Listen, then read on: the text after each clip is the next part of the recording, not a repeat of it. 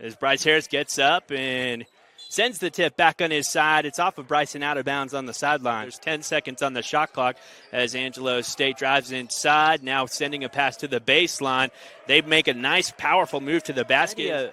I know it's 4-0 here in favor of the Rams, but Lobos looking really good at the start of this ball game against the top tier Lone Star Conference opponent. But like we said, they'll try and drive baseline, cross-court pass to the corner. Three is knocked down. Again, these teams just pack the three ball. Angelo State floats a pass inside. That was a nice look, just floating that down low, sucking the post play. Starting lineup still on the floor. No, I'm sorry, Manny Garcia has checked in as the pass from Dion off on the right wing to Harris is intercepted by a Ram. It up top, driving inside, kicking it off to the big man, has it ripped out by Tyler Jackson. Angelo State recovers, finds the mid-range on the left side of the screen. Now Tyler Jackson will try and back in, draws the double, senses the double, along with Tyler Jackson. Is able sends to Manny. Manny with a quick shot at the nail, and that finds its way in. Yancey now in transition will take a shot at the nail, and that falls for Yancey. Lobos on a run.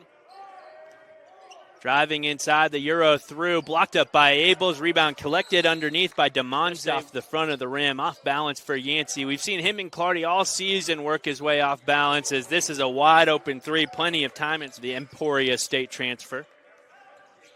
And now a three from the right side. No, a step-in shot. Jalen Gilmore with the long two. As they'll run that motion offense on the perimeter. A quick trigger three from the outside. That banks its way in. You know, there's not too many high schoolers standing at 6'9" here in Alpine. As there's 7 seconds on the shot clock, DJ Freeman making a move and finishing at the basket. That was a really athletic look. Kendrick Delahousse.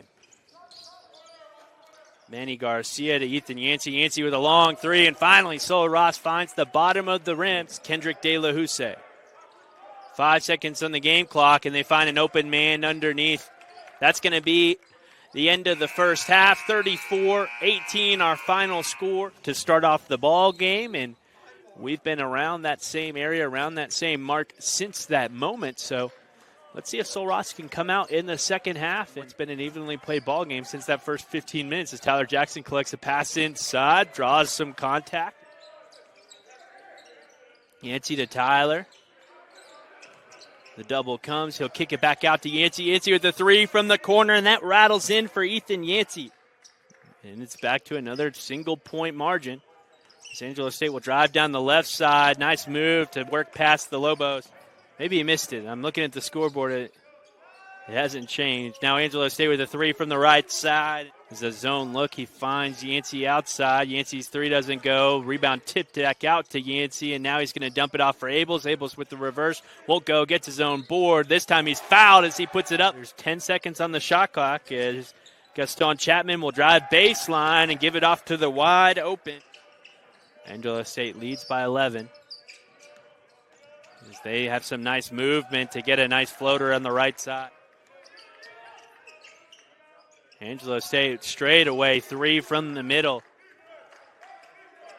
Cam floats it across for Jackson on the outside. 5 out right now for Sol Ross. Is able, drives inside and puts it up off the glass and in. Kind of showed a little bit of a pursuit towards the basket, and that allowed some space for Dion to get open for the three on the wing. As this is a step back three, and Sterling Gaston Chapman will hit that from the left side. And now Tyler Jackson will rip it away on the perimeter. 4-on-2 for Sol Ross. Dion, time and space to shoot the three. This one, as Shamar Smith will go with a jump stop and get the friendly roll. Shamar Smith now really in a race with Gaston Chapman. Both of them going back and forth. Just trying to get a game where they don't have one of those slow starts here at home as this shot is off the heel, doesn't go. Cam Carty gets gets the board. This is a step-back three for Yancey, and that rattles in. Yancey with a long range. Sends it to Yancey. Yancey to Clardy. Clardy with space, going to the basket, and a wraparound pass to Tyler Jackson, who dunks it in. Yancey floats it into Jackson, who's doubled up on the left side. Cross-court pass. That's picked off by Caden Evans, who floats it up the floor for Teapot. Clardy works left from the Tyler Jackson screen. Now he'll eye down a long-range three, and that falls for Cam Clardy. Lobos down by 11 again. The three in transition, and that feels like a dagger there. When you have a lead like this at about this point in time, as they'll drive inside, a nice reverse finish from Sterling. Tyler Jackson to Yancey on the outside. He floats it back in for Jackson, who spins in the low post, draws a foul, and Jackson puts an and one. It's a 19-point game again, as this is a nice finish underneath the basket. Jackson now doubled again, kicks it back out for Abels. Abels eyes down at 14 points for Tyler Jackson. He had a little bit of a slow start on the scoring margin. But again, we talked about the 4 assists he had early, now 5 assists in the game.